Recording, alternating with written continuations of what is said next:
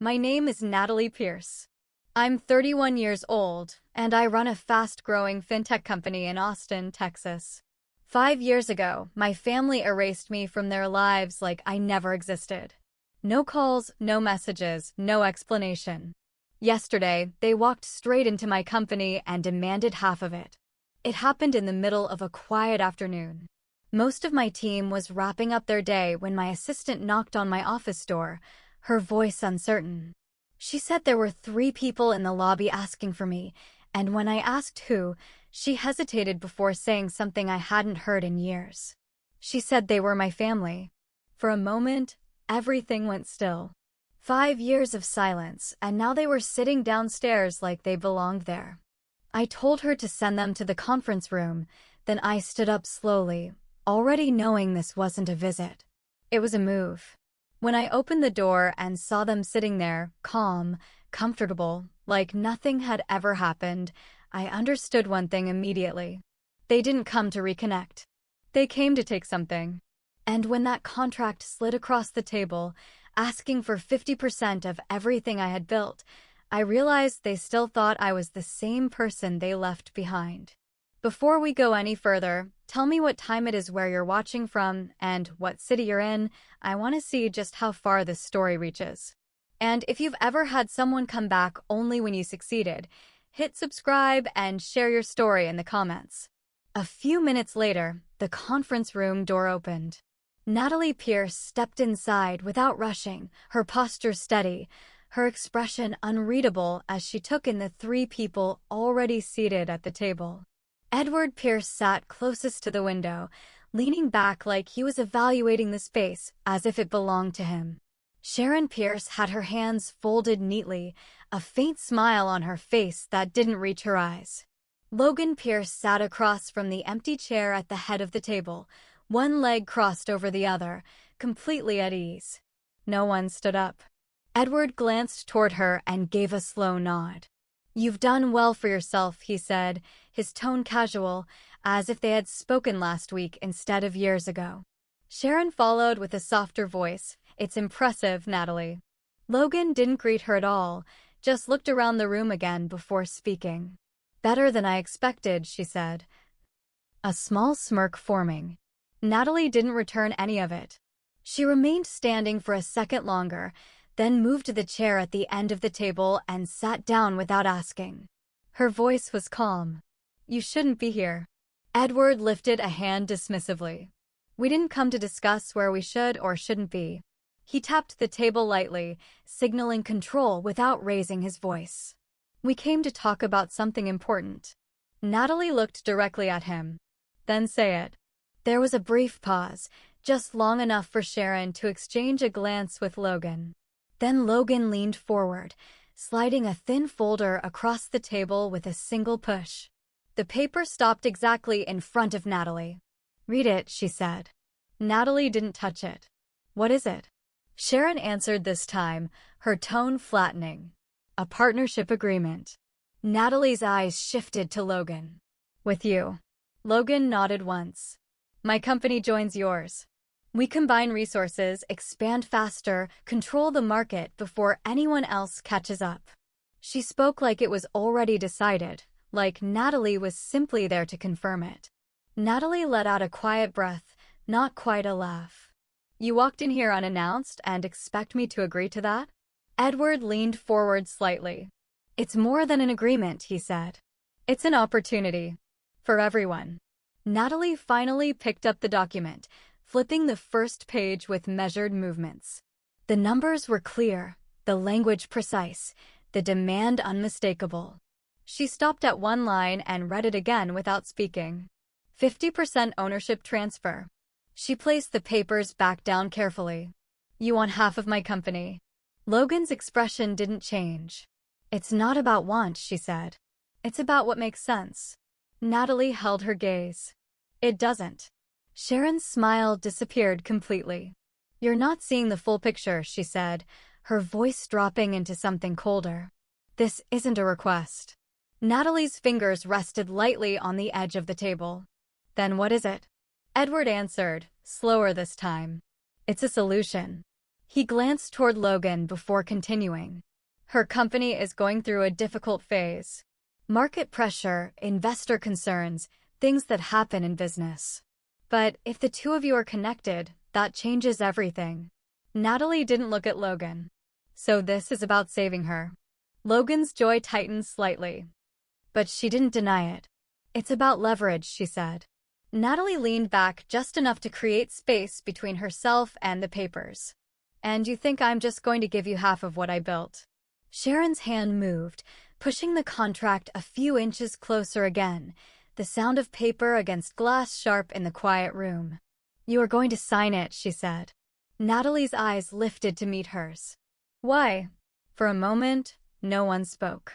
Then Sharon tilted her head slightly, her voice lowering to something almost conversational.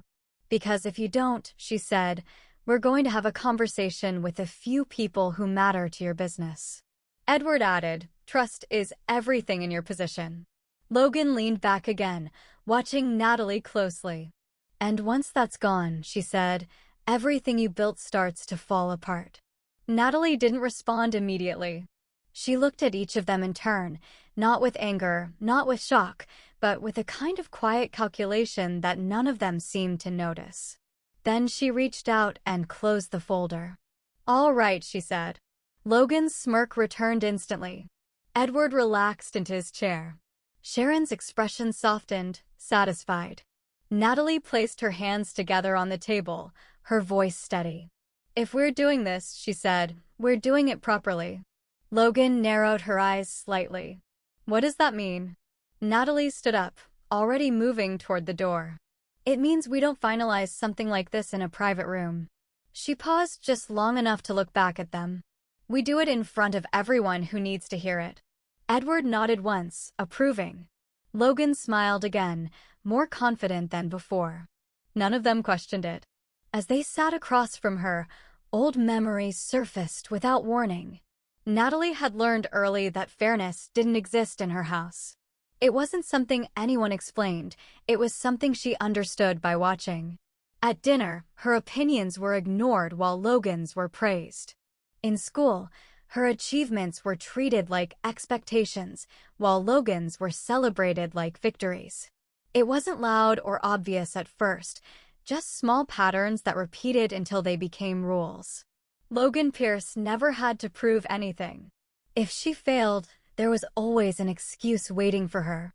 If Natalie succeeded, there was always a reason it didn't matter. Their father made decisions quickly, and those decisions always leaned in one direction. Their mother didn't argue, she reinforced it, quietly correcting Natalie in front of others, reminding her to be more like her sister without ever questioning what that meant. By the time Natalie reached college, the difference between them wasn't just emotional, it was structural. Logan had access to connections, introductions, opportunities that were never offered twice. Natalie worked alone, built things on her own, learned to rely on results instead of approval. It made her sharper, but it also made her invisible inside her own family. The shift happened when Natalie developed her first serious concept, a financial platform designed to simplify small business lending. It wasn't polished yet, but it worked.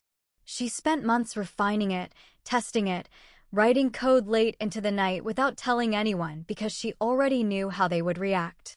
When she finally did present it, she didn't expect support, but she didn't expect what followed either. Logan listened quietly that evening, asking just enough questions to understand how it functioned. Their father seemed distracted at first, then gradually more interested as Natalie explained the market potential. For a brief moment, it felt different, like something might finally change. That feeling didn't last. A week later, Logan scheduled a meeting with several investors. Natalie wasn't invited. She found out by accident when she overheard a phone call, her sister speaking confidently about a concept that sounded too familiar. When she confronted her, Logan didn't deny it. She didn't even hesitate. It's better this way, Logan said, as if she were explaining something obvious. You're not the one they're going to take seriously. Natalie turned to her father, expecting at least a reaction, some acknowledgement that this crossed a line. He didn't raise his voice, didn't question the situation. "Your sister knows how to present things," he said. "You should focus on your strengths." Her mother added something softer, but it landed harder. "You're good with the technical side," she said. "Let Logan handle the rest." That was the moment everything became clear. It wasn't a misunderstanding, it wasn't temporary, and it wasn't going to change. The work Natalie had built was no longer hers in their eyes. It was something to be managed, redirected, reassigned to someone they believed in more. Natalie didn't argue after that. She didn't try to explain or defend herself again. She packed what she needed, left the house without announcing it, and stopped expecting anything from them the second she walked out the door. No one came after her. No one called. No one asked where she went or how she was going to manage on her own. The silence wasn't accidental, it was complete, deliberate, and final. From that point on, everything she built had only one purpose: to exist without them. Walking away that night forced everything to change. Natalie didn't have a plan when she left, only a decision that she wouldn't go back. She moved into a small apartment on the edge of the city, the kind of place that didn't ask questions as long as rent was paid on time. The first weeks were quiet in a way that felt unfamiliar, not peaceful, just empty, like something had been removed without leaving space to replace it. Money became the first real problem. Without support or connections, she took whatever work she could find: short-term contracts, freelance coding, small projects that barely covered expenses. None of it was stable, but it gave her enough to keep moving. She stopped thinking in terms of long-term plans and focused on what could be done next, one task at a time. What she didn't stop doing was building. The idea she had worked on before didn't disappear when she left, it changed. She rewrote it from the ground up, removing everything that depended on outside validation, simplifying the structure, making it more efficient. Instead of trying to impress investors, she designed it to function without them, a system that could prove its value through performance rather than presentation. Days blurred together. Work during the day, development at night, repeating the same cycle until progress became visible. There were no milestones anyone else recognized, no announcements, no external validation, just incremental improvements that only she could measure. It was slower than what she had imagined before, but it was controlled, and that control mattered more than speed. The first real break came through a small client, a local business owner who needed a better way to manage lending approvals. It wasn't a major opportunity, but it was enough to test the system in a real environment. Natalie delivered something simple, reliable, and direct, without unnecessary features. It worked. That result led to another client, then another, each one slightly larger than the last. Over time, the structure around her began to change. What started as individual projects became something more organized, a company taking shape without any formal announcement. She hired carefully, not based on resumes alone, but on consistency, people who could operate without constant direction. The team remained small, but it functioned efficiently, each part reinforcing the others. Austin provided something she hadn't expected: distance without isolation. The environment allowed growth without interference, access to talent without the pressure of constant comparison. Natalie used that space to refine both the product and the way it was delivered, focusing on stability over rapid expansion, making sure every decision strengthened the foundation instead of stretching it too thin. Investors started noticing eventually, not because she sought them out, but because the results were visible. Growth that didn't rely on inflated projections, retention that stayed consistent, numbers that didn't fluctuate unpredictably. When meetings did happen, they were different from what she had seen before. She controlled the conversation, set the terms, decided what was shared and what remained internal. The company expanded, not quickly, but steadily, reaching a point where it no longer depended on a single client or a single product feature. Systems were in place, legal structures defined, financial records clear and organized. Everything that had once been uncertain was now measurable, stable, and protected. Natalie didn't celebrate any of it. She acknowledged progress, adjusted where necessary, and continued forward without stopping to reflect on what had been built. Success, to her, wasn't something to announce, it was something to maintain. By the time her company reached a level that others began to recognize, it had already been operating on its own terms for a long time. Back in the present, Natalie made a decision that shifted the tone of the room. She didn't reach for the document again, didn't argue, didn't push back the way they expected. Instead, she adjusted her posture slightly, her expression settling into something neutral, almost agreeable. The change was subtle, but it was enough to catch their attention. "All right," she said. The word landed differently than anything else she had said so far. Logan's eyes sharpened immediately, studying her face for hesitation and finding none. Edward leaned back, the tension leaving his shoulders as if a problem had just resolved itself.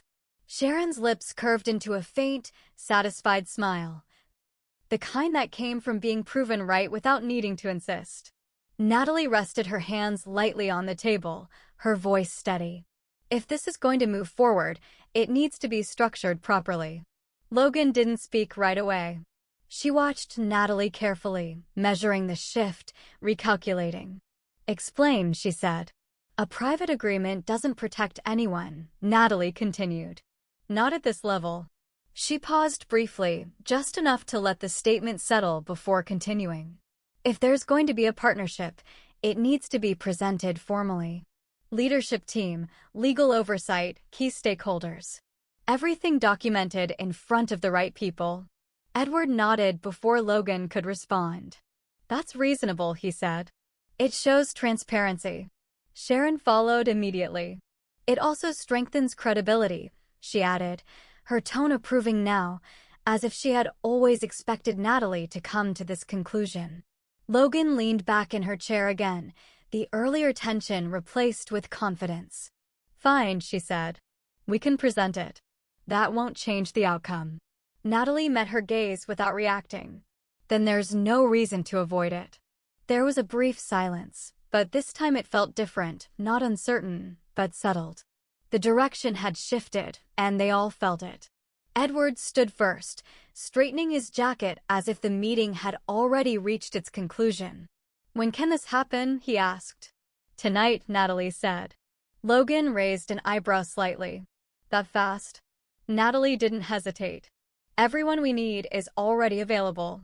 Investors are in the city, senior staff are on site, legal can be arranged." Her tone remained calm, almost procedural. "Delaying it doesn't add value." Logan considered it for a moment, then nodded once. "Good. The sooner this is finalized, the better." Sharon stood as well, smoothing her sleeve as she glanced toward Natalie. "I'm glad you're thinking clearly about this," she said. "This is the kind of decision that benefits everyone involved." Natalie didn't respond to that. She moved toward the door instead, opening it without looking back at them. "The conference hall will be prepared," she said. "You'll have time to present your side." Edward walked past her first, his expression composed, already shifting into a more public version of himself. Logan followed, her confidence fully restored, her steps measured but relaxed. Sharon lingered for half a second, her eyes scanning Natalie's face as if searching for something that wasn't there, then turned and left without another word. The hallway outside was quieter than before. Employees moved through their routines, unaware of what had just been decided behind closed doors. Natalie remained by the door for a moment after they stepped into the elevator, her hand still resting against the handle. Inside the elevator, Logan spoke again, her voice faint but clear through the narrowing space. "I knew you'd come around," she said. Natalie didn't answer. She watched the doors close, her expression unchanged, her posture still, as if nothing significant had happened at all. Once the elevator disappeared from view, she stepped back into the room and closed the door behind her. The silence returned, but it wasn't the same as before. This time, it felt controlled. She walked back to the table, picked up the folder they had left behind, and flipped it open again, not to review the terms, but to confirm something else. The details didn't matter anymore. The structure, the percentages, the conditions, none of it was relevant in the way they believed. Natalie closed the folder and set it down with deliberate precision. Everything was already in motion. That evening, the conference hall filled with quiet anticipation. Senior staff took their seats first, followed by key investors, each one settling into place with the expectation that something significant was about to be announced. Conversations stayed low, controlled, professional. Screens were already prepared, documents distributed, everything arranged with deliberate precision. Natalie sat at the head of the table, composed, observing the room without drawing attention to herself. Across from her, Logan appeared entirely at ease, greeting a few of the investors with confident familiarity, her tone relaxed, her posture open.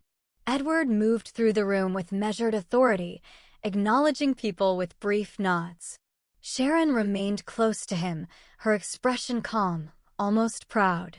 Once everyone was seated, the room quieted on its own. Natalie spoke first. "Thank you all for being here," she said, her voice even. "We're reviewing a proposed strategic partnership." Logan didn't wait for an invitation. She stood, stepped forward, and began presenting immediately. The screen behind her shifted to a structured overview, projections, expansion models, integration timelines. She spoke clearly, confidently, outlining how combining operations would accelerate growth and stabilize future positioning. There was no hesitation in her delivery. When she finished, a few investors exchanged glances, considering the numbers, evaluating the logic. Edward leaned forward slightly, reinforcing the proposal. "This creates alignment," he said. "It strengthens both sides." Sharon added, "It's a practical decision." Natalie let the silence settle for a moment before responding. She didn't challenge the presentation, didn't question the projections. Instead, she folded her hands and spoke calmly. "Before we move forward, there's one more thing that needs to be addressed." Logan turned toward her, a faint impatience appearing. "What now?" Natalie didn't look at her. "Please come in," she said, directing the words toward the door. The room shifted subtly as it opened. A man in a dark suit entered first, followed by a woman carrying a laptop and a set of organized files. They moved with purpose, not hesitation, placing their materials on the table with quiet efficiency. Conversation stopped completely. Logan's expression changed first. "What is this?" she asked. Natalie answered without raising her voice. "This is Kevin Doyle," she said, nodding slightly toward the man. "Corporate counsel." Kevin Doyle gave a brief acknowledgement before opening one of the folders. "We've completed a review related to the proposed partnership," he said. Edward frowned. That wasn't necessary. Doyle didn't react to the interruption. Given the scope of the agreement, it was required.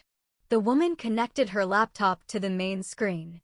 New information replaced the previous presentation, structured differently, less polished, more precise. Logan stepped forward. "This isn't relevant," she said quickly. Doyle continued. "Several transactions associated with your current operations raised concerns," he said, "specifically regarding fund allocation and reporting consistency." The room became still. Sharon's tone sharpened. "Explain that." Doyle opened another document. Multiple transfers were redirected through intermediary accounts before being recorded, he said. The pattern indicates irregular financial handling. Logan's voice tightened. "That's an interpretation." "It's a record," Doyle replied. The screen shifted again, displaying timelines, figures, account movements. Nothing exaggerated, nothing dramatic, just structured data presented without emotion. Edward looked at Logan. "Confusion replacing certainty. Is this accurate?" Logan didn't answer immediately. Doyle continued before she could. "In addition to that, There are ongoing inquiries connected to these activities, he said. If a partnership were executed under current conditions, liability would extend beyond a single entity. That statement landed harder than anything else. Several investors leaned back, distancing themselves physically without speaking. One of them closed the document in front of him. Another looked directly at Natalie, no longer evaluating the proposal, but the risk. Sharon's composure broke slightly. "This can be clarified," she said. Doyle didn't argue. "It can be examined," he said, but not ignored. Logan stepped away from the screen, her earlier confidence gone, replaced by something sharper, more defensive. "You set this up," she said, her voice low. Natalie finally looked at her. "Yes," she said. There was no anger in it, no emphasis, just confirmation. Edward sat back slowly, the authority he carried into the room no longer holding the same weight. The proposal in front of him had changed, not in structure, but in consequence. Natalie remained still, her hands resting on the table, her posture unchanged while the room adjusted around her. Nothing else needed to be explained. Silence settled over the room in a way no one could ignore. No one spoke first. The shift had already happened, not gradually, but all at once. The proposal that had seemed certain minutes earlier no longer existed in the same form. Investors were no longer evaluating growth, they were calculating risk, and the answer was visible without discussion. Logan was the first to move. She stepped back from the table, her composure slipping in small, controlled fractures rather than a complete break. "This isn't final," she said, but her voice lacked the certainty it carried before. "These things get reviewed," clarified. No one responded to that. Edward remained seated, his posture rigid, his focus no longer on the room, but on the implications he hadn't anticipated. Sharon tried to recover the situation, shifting her tone back to something persuasive. "We can resolve this privately," she said. "There's no reason to escalate it further." Natalie didn't interrupt them. She let the silence answer first. Kevin Doyle closed the folder in front of him, his tone measured. "At this point, external review is already in motion," he said. "Any further action will proceed independently." That ended the conversation more effectively than anything else. One of the investors stood, then another, not abruptly, but with the quiet understanding that their involvement had changed. Documents were gathered, chairs moved, conversations resumed in low voices that no longer included the proposal. The room began to empty without needing direction. Logan looked at Natalie again, this time without confidence, without control. "You didn't have to do this," she said. Natalie held her gaze, her expression unchanged. "Yes," she said. "I did." Edward finally stood, slower than before, the authority he once carried replaced with something heavier, less certain. Sharon didn't speak again. The three of them left without another attempt to negotiate, their presence fading into the same space they had tried to reclaim. Natalie remained where she was. The room was almost empty now, the noise reduced to distant movement beyond the doors. She didn't follow them, didn't call after them, didn't reconsider anything that had just happened. There was nothing left to discuss. For a long time, she had been treated like something temporary, something replaceable, something that could be set aside and returned to when it became useful again. That assumption had shaped every decision they made. It no longer applied. Natalie gathered the remaining documents, aligning them neatly before setting them aside. Her voice, when she finally spoke, was quiet but certain. "Not everyone who calls themselves family is on your side," she said. "And not every door that closes deserves to be reopened." She didn't look toward the exit when she finished. She didn't need to.